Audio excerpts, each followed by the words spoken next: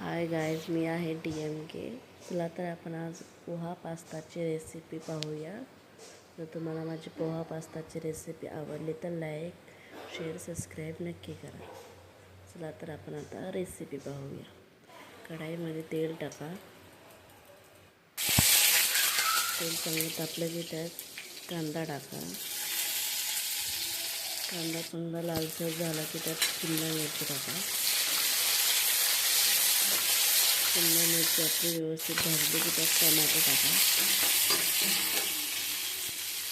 Tomato आपला व्यवस्थित शिजला की त्यात थोडंसं डाळवं टाका. डाळवं छान परतलं की त्यात थोडंसं आपण मीठ घालूया. मीठ तुम्ही तुमच्या चवीनुसार घाला.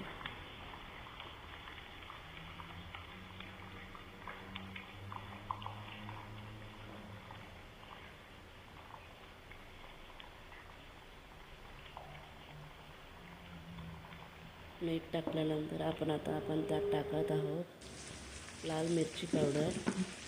तुम्ही जसं तिखट खाता त्यानुसार तिखट टाका. कमी जास्त तुम्ही तुमच्या सोयीनुसार करू शकता. हळद टाकून घेऊया.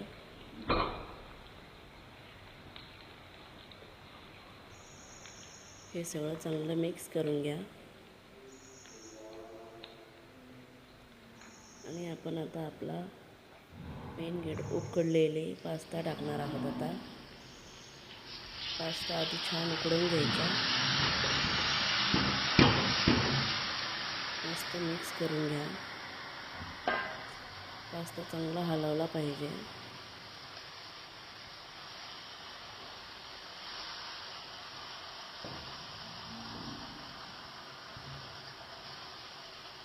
आणि थोडंसं वेळ झाकण लावून ठेवून द्या. तयार आहे आपला poha pasta. Thank you for watching.